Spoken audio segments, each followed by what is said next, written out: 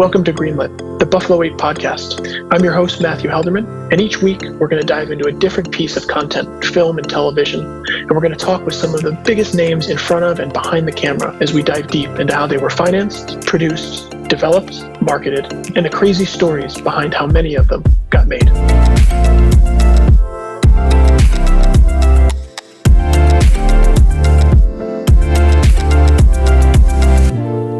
Welcome back to Greenlit. On today's episode, we're chatting with casting director Jessica Kelly. Jessica is one of the most well-known casting directors working in the business today. From projects like Assassination Nation, to Precious, to Euphoria, her name is synonymous with quality content and director-driven projects. In this conversation, we explore how Jessica and her partners select the projects they get involved with, what draws them to material, and how they're seemingly able to decide on projects that end up becoming part of the zeitgeist before any cameras even turn on.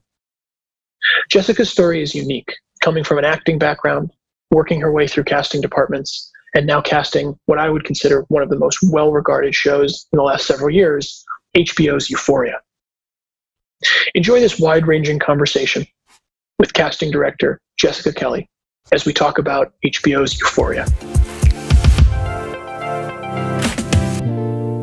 Welcome back to Greenlit. Today I'm chatting with casting director Jessica Kelly. Thanks for taking the time, Jessica. Of course. So you've worked on some amazing projects, and we're going to touch on a number of them, and I'll do just a really quick laundry list of them, which is an amazing thing to hear out loud. Precious in 2009, Assassination Nation, Hereditary, Midsommar, John Wick, and Euphoria. And before we dive into a specific project, I'll set the table a little bit and say that we worked on a film together a number of years ago called As You Are, which was at Sundance in 2016. And I remember then coming to think of you as really the sort of hip, edgy, really cool casting director who worked on these sort of very interesting director-driven stories. And I want to dive into that as well. But maybe this is a good segue to frame this discussion on Euphoria, which is kind of the project like that of this moment. Super edgy, so controversially interesting, amazing characters. And from a casting perspective, I have to imagine it's just been an awesome ride with that ensemble. So I'll turn it over to you to say, not necessarily how was it greenlit, but the process of coming to that project and casting that project. What was that like on Euphoria? Well, I think the best part about Euphoria, and also As You Are, was the freedom to cast whoever we wanted. There was no need for a famous name. Like, yes, it wound up being Zendaya, but there was never a mandate. It was always an opening of finding the right people for the parts, and a real search looking nationwide for all the roles. So we got to really discover people and put them together and see how it would work. And so it's always a nice thing when something comes to you and it's financed and there's no mandate to get a name. Right. Right. And so I think 80% of the things have that sort of like first and second lead requirement to have some sort of recognizability to get it financed. So it's a very rare and beautiful thing. And I think some of my best movies have been the ones without the names. Right. And so you worked with the same director on Assassination Nation. Yes. Was he developing Euphoria then? Did you know? Had you spoken about it at all? And how did that come about? He had mentioned it in some of the auditions that we were doing in Assassination Nation, but very lightly. Like I just sort of heard like HBO, and I was like, oh, I hope I can work with HBO because they do such great stuff. So that's how I had first sort of heard about it, and then from like the first moment of reading the scripts, I was like, I can't believe I get to be a part of this exciting endeavor. Yeah, for sure. For sure. So was Zendaya, was she early on locked, or were you casting other people and then she was an addition throughout later on in the process? It was definitely just part of the process. We read everybody for all the roles all at the same time, and certain people started falling into place. But Sam met Zendaya, and that was sort of it. Yeah. Yeah, no, it's an exciting show for sure. Did you know, I mean, I'm sure there were things like screen tests and so on, but the ensemble and the way that they mesh together as a cast and the way that the story melds together is so critical. I'd say more than a lot of content. In Euphoria particularly, especially the way the story weaves back into itself so many times. Were there a lot of screen tests during casting? How was that sort of evolving? Definitely. So I collaborated with my very good friend and also a mentor, Mary Vernew, and also the casting director, Jennifer Venditti, who is based in New York and has done a lot of amazing searches. And so we all kind of worked all the different angles of agents and real people, and then ultimately Sam and Augustine, who directed the pilot, we all got together and did many different mix and matches, chemistry reads. But there were certain ones like Jacob Elordi, who plays Nate. There kind of wasn't any competition. So it was basically him, and then we read everybody around his sort of center storyline. And then others, there was definitely some competitive reads, and we presented them all to HBO, and it was a very collective, collaborative experience deciding. I think it really worked. I think everybody was really perfectly matched with their character. For sure. Yeah, for sure. How much of that, like you said, you had read the script and were immediately drawn to it. I can't help but notice a lot of the projects you've worked on, the source material and how director-driven they are has to be a big piece of what attracts you to them, and the way you've sort of built your brand as a casting director and the kind of projects you get involved with.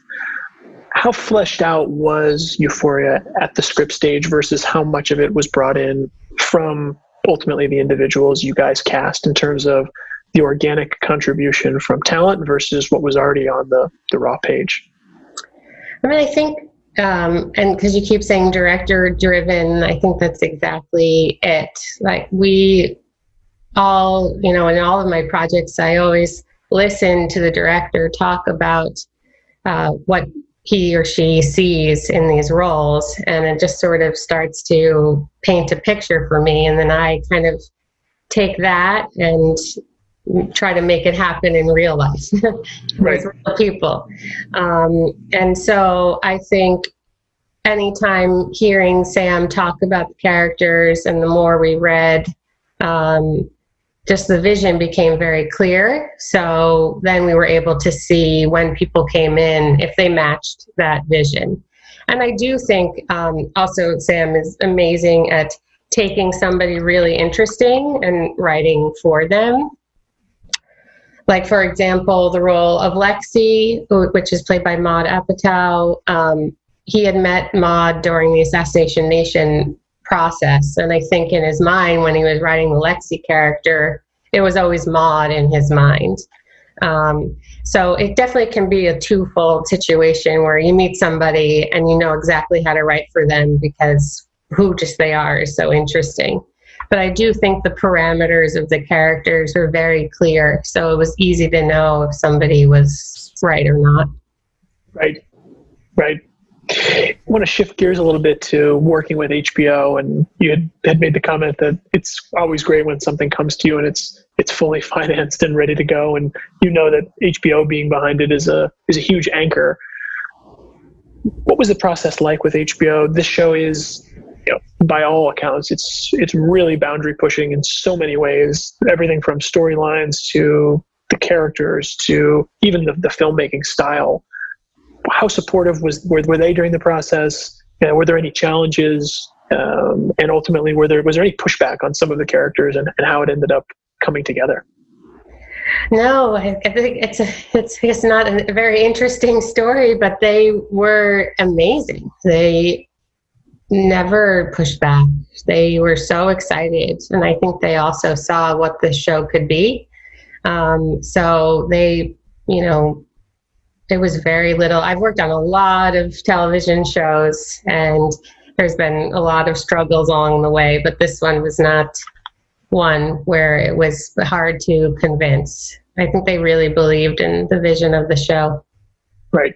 And ultimately, I think that goes to your point about being excited about wanting to work with HBO because they've been behind the things that they greenlight, and they're willing to take that sort of creative dive on these things. And Euphoria is also A24, which I've done a ton of A24 movies, thankfully, excitingly. And they are extremely director driven and support. If the director wants somebody, you know, they believe in the director's vision and they say, okay. Let's shift gears a little bit to A24. I remember meeting those guys when they were in a tiny little place, I think in Chelsea or in the meatpacking district. And it was a tiny little space. And I think they actually had more interns then than they did staff. And it was like the Spring Breakers era of A24. And obviously what they've become is so incredibly moment defining in terms of what it means to sort of be an independent film company at this point. Walk us through sort of starting the process working with them. I actually don't know the answer in terms of what was the first project. I know some projects you've worked on with them, but would love to hear, you know, working with the guys over there and their team, especially as it's grown into what it's grown into. Yes. I mean, I think in the earlier days, they were more like buying, distributing. Like Obvious Child was early. I didn't really have any interaction with them. And then slowly, as the years went on, they became more of an actual production company and were very hands-on, especially in these later years, Midsommar, False Positive, After Yang, which is not out yet. It's by this director, Kogonada, who is amazing. So it's been a process with them. I think they, you know, also started to see that we do the movies that align with their kind of taste too. So, and now it's become more of a creative collaboration with them when casting. But I think they're really, you know, good at believing in the same way that they believe in directors' talents, they believe in our talents as well. Right. You mentioned right before we had hit record, you and I were sort of catching up on whether you were in New York or LA. A24 has always seemed pretty anchored in LA. I know they have offices here and some of the business units are here. Are you usually dealing with them in New York, and how much it feels very much that their sensibilities had sort of been New York formed, if that makes sense, in terms of their brand and the aesthetic and the films they've chosen and even just their outward messaging. Curious about the difference that you see. I guess it's a two-part question. LA and New York, how that's changed over the years in terms of independent film and also now the sort of renaissance of TV, but then also working with A24 as they've expanded now to be on both sides of the country. Yes. Yeah, I guess we kind of all expanded at the same time. Definitely in the beginning, I mean, I was New York based for 15 years and, you know, about 2 years ago moved, you know, I still have a place in Williamsburg at the moment, but I think after COVID that might be going.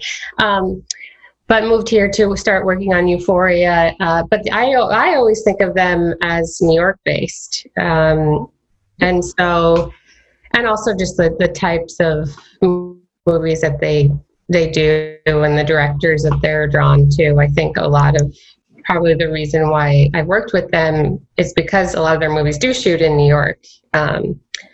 But my office is still in New York and run by my business partner, Rebecca Dealey, who I work with all the time on all of these movies. So we still keep a stake in New York talent, because I think it's a big reason why the movies are so good. Yeah, for sure. Have you struggled first coming to LA? Not to say that there's, better or worse actors anywhere, but just when you don't know, you can be led down many different rabbit holes, and there's way more actors here. So it's a longer learning curve to figure out really just the day players, figuring out who would do one line in this. And so that's been a learning curve. But New York, when you've cast there for 15 years, you have a pretty good understanding of everybody. But so. Yeah, I can imagine. I want to go to something you said offhand, but I think it's a good segue about the majority of projects coming to all of us, on the producing side, on the financing side, the casting side. It comes early stage, and there's a lot of legwork to be done before it actually is financed and greenlit. Oftentimes that all comes down to, can producers and casting director attach a name that's going to ultimately trigger the rest of the film falling into place? I'm so curious on, if there are specific stories or even just a broad overview on that process as it relates to the pressure that's ultimately put on the casting director and the sort of lead producer that are running that point. And has that changed at all over the years? Has it become, to me at least, I'll say from our side, it feels like it's become almost a necessity, unless someone on a financing side is willing to take just a huge upfront risk. The talent attachment or multiple attachments are necessary to have any traction or momentum with getting a project made. And I know so much of it ends up coming down to the producer saying, well, can we get a casting director who has some miracle direct relationship with the right cast member, or is best friends with the agent or manager? I imagine you get those urgent calls constantly, but I'm curious on any specifics as well as just how important that is or has been over the years. Well, I think it's become more important, and it's also become more challenging because there's so many more movies being made on small scales than there was when I first started casting. Just really like anybody could pull out a camera and start making a movie, and so now there's all of that competition of scripts out there, and then to get an agent to pay attention when there are so many for them to wrap their mind around. I have to be extremely judicious in what I pick, so that the agents know when I'm calling them that I really do believe that it's special and it's something to really pay attention to and maybe put their client in. So I feel like that's sort of been my process throughout, and I think why so many of our movies go to Sundance is because we kind of look at it as yes, for the script, but also, does the director have something new about them, some creative, vision? That's why, Miles had never really done anything before, but it was the script with Miles, putting that together, then, I think it can inspire the rest of the story, and it got into Sundance, without anybody famous or, having all these connections to, fancy producers or something. But yes, most of the time it is, we're on the phone calling and using all the relationships that we've built over the past 15 years just to get them to read the script. And then just sort of an instinct about where actors are in their career. Like, this comedian's never done anything like this before. And they have some sort of quote unquote value, which actually I hate that term because I think everybody has value. But, kind of like trying to piece together who might do it, but who's also creatively right, or who might be exciting and new. We haven't seen them do it before. But always the end game is that it's an exciting name enough for a financier.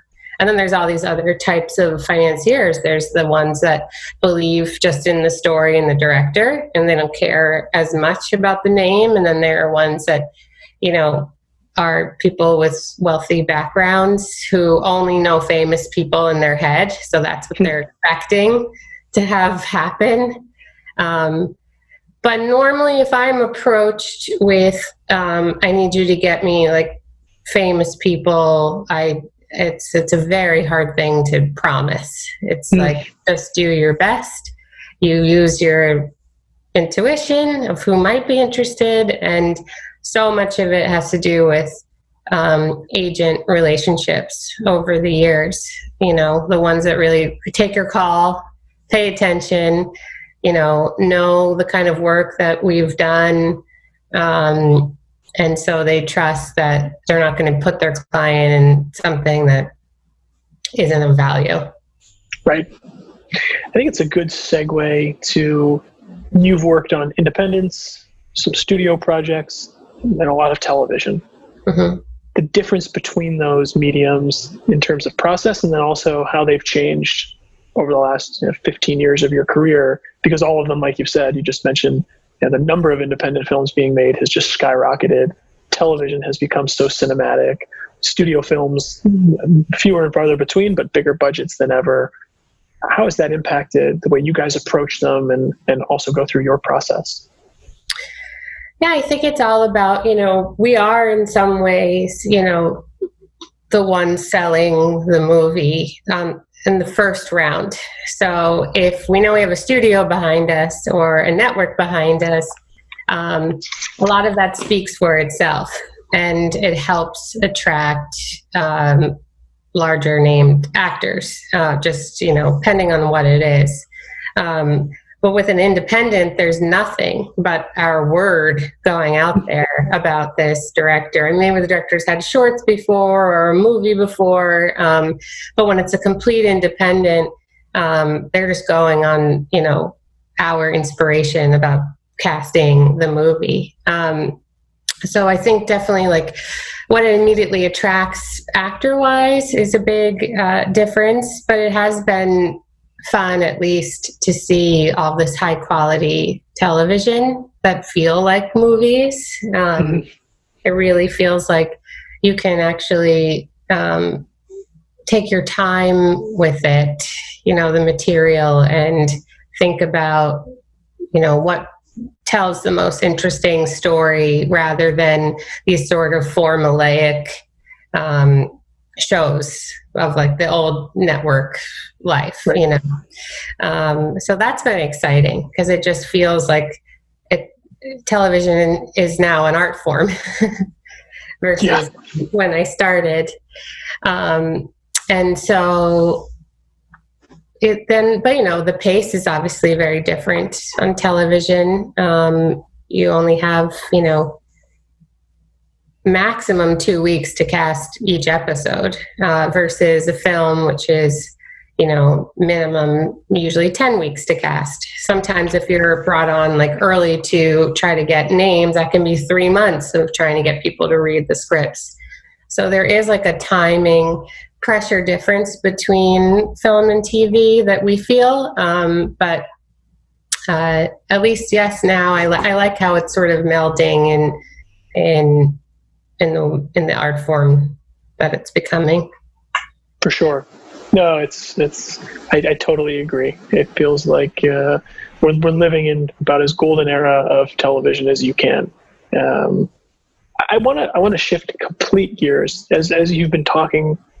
It's very clear how much you love the craft of casting and the critical role that it plays in sort of bringing these words on a page to life for the audience.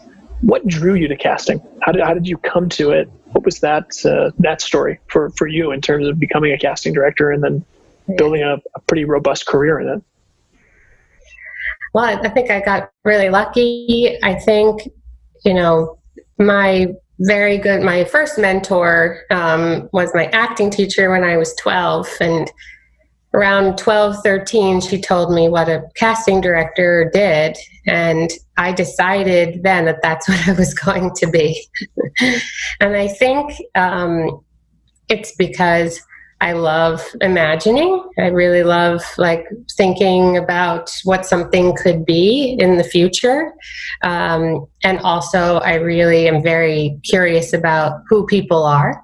So it's kind of the marriage of what I see in my imagination, and then when I have the actor in front of me, seeing their potential, seeing their background, seeing their history, and how, you know, if they can bring that to what, you know, the pictures I have in my head. So the reason why I'm so lucky is that I knew so early. You know, it's a very rare thing, I think, to know exactly what you want to do, so that by the time I was 18, I could start interning in casting offices. And so I had such a head start when a lot of people don't get that. A lot of people, at least when I was, you know, 18, didn't even really know what a casting director was. I mean, the only reason why I studied acting was because I didn't know what else to study. Which was also beneficial. But so yeah, I started interning, and I've done every type of casting: commercial, non-union commercial, a lot of musical theater, you know, very off Broadway theater, like whatever job I could get or do, which were all like pretty small and hard and not very good. But eventually I had enough of a resume to start working in film, which is where I always knew I should be. Like, just my instincts and sensibility are very natural and very real and very human and up close, versus, you know, whether somebody can dance well or hit that note, you know, in musicals. So I was lucky enough to bring that experience to my first, you know, assistant job, and then it went from there. It's a perfect. You're literally leading me, like, as if we scripted this, into into Precious, right? Precious, I believe, is the first. It might actually be the first film you have the lead casting director role and title credit on, and obviously that film is a very big deal for a lot of reasons.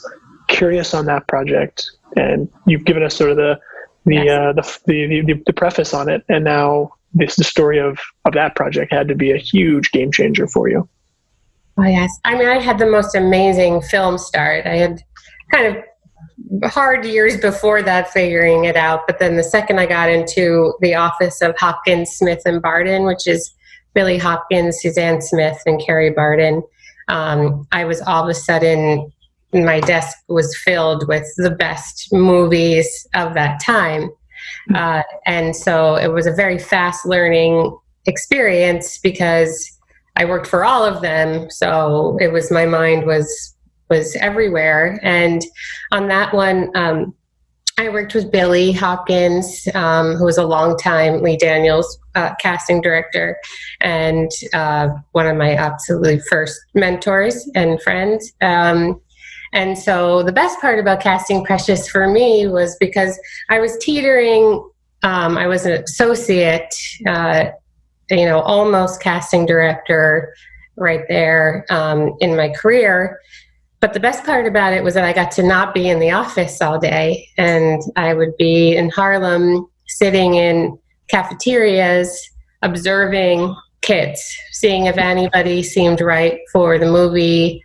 And the search for Precious was long and hard because it's not, you know, every day that somebody like that walks into, you know, the office. So we did do some auditions, but we really did a big actual street casting process on the movie. So I love the freedom of not being bogged down by the paperwork and phones and avail checks, and going out there and just sitting with human beings and thinking about who might be right for the movie.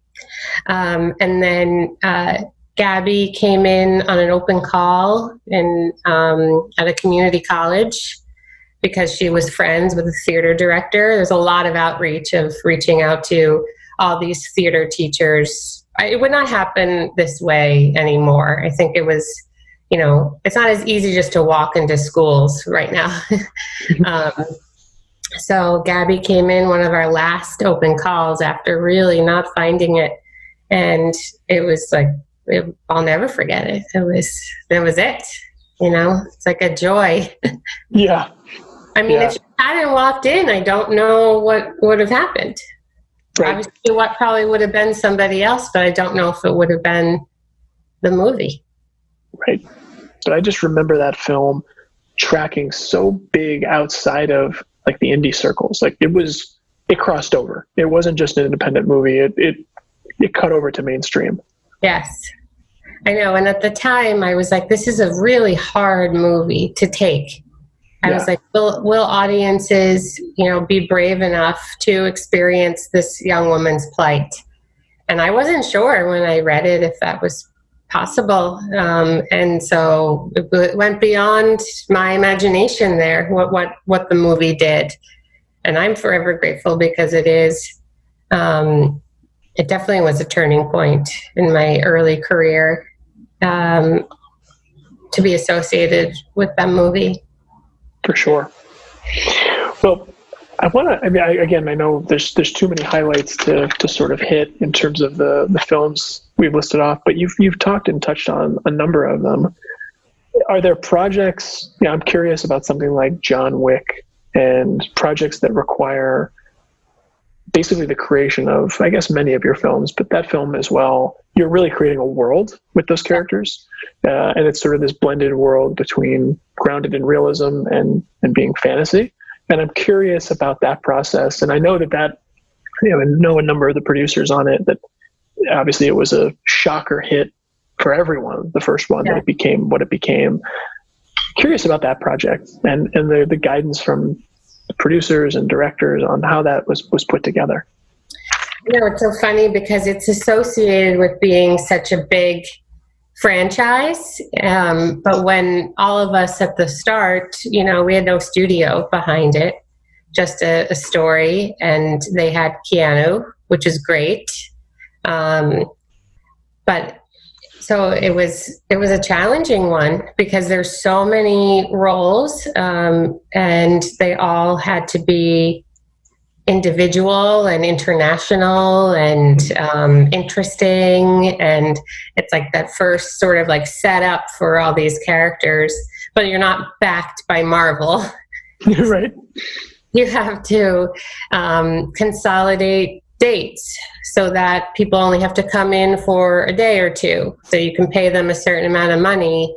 And so like you use like different tools to entice certain actors to do it. And then also like relationships, like Lawrence Fishburne, did one for Keanu, and like certain things that you pull on everything that you can to make it happen. And again, you never know, like this could have been just an action movie that went nowhere.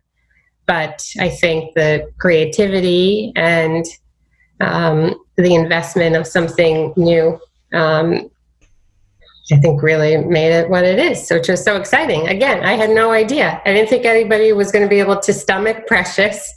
I didn't know if anybody, would really get into John Wick. And, you just do your best and use your creativity, and you hope after that. And then there's so many other people involved, and, especially the directors, DP, editing, all of that perfect magic has to all come together. And then also when things get released too, like some of my favorite movies that I've worked on, not a lot of people have seen because of timing, because of the world, Like I had one movie coming out called The Climb, that I love. I went to Cannes. And it's another little like, I can't believe this movie went from it to going to Cannes. And, it was supposed to be released right around the start of, the pandemic. And so now it's on a indefinite hold. Who was releasing that film? Sony Pictures classic. Yeah. Okay, cool. No, I'll definitely check it out. I love it. Yeah. Well, I know we're coming up on time, and I want to be respectful for you having thankfully carved out the time to chat. I usually end these conversations with a question of saying, looking back on knowing what you know now, if however long into your career you are, what advice do you sort of tell yourself when you're taking those crazy early jobs in New York, scrapping them together and piecing the early days together? What piece of advice would you give yourself knowing now what you know? I think, and this is also a testament to having a great business partner who helps remind me of this all the time, but really knowing what's worthy of all of your creativity. Because when I do jump into something, I give it my all. So, I think there were periods of time where, you're trying to grow a business, so you take things on, and it can just completely exhaust you. So it's really about being judicious and figuring out what's worth your time, because you can't just experience your whole life working. You need time to be a person, to live a regular life, to have dinner, to, talk to your family. And I think a lot of my early time was kind of eaten up by just work. So now I think really knowing what's worth it. It's great. It's kind of like the perfect piece of advice I know that I kind of needed today. We're definitely in a head underwater week for whatever reason. It feels like the world's kind of opening back up with the pandemic kind of being resisted a little bit with people wanting to start productions up again. So it definitely feels like one of those weeks where you want to take a breath and go have dinner. Yeah. For and sure. even when you're having dinner, you're not really there when you're very, very busy. Correct. It's figuring out how to time management yourself and be like, this is when I'm focusing on this, and then this is when I'm focusing on this. Very wise. Well, I again, thank you so much for spending the time, Jessica, and appreciate it, and hope we can connect on another project. Great. Yes, so good to see you. Thank you so much. Thanks. We'll talk soon. Okay. Bye. Thank you all for listening to another episode of Greenlit, the Buffalo 8 podcast. For financing questions, feel free to contact us at Bondit Media Capital at info@bondit.us. For production, development, and distribution questions, feel free to contact us at Buffalo 8, info@buffalo8.com. We'd love to hear from you and hope you'll continue listening to the podcast episodes ahead.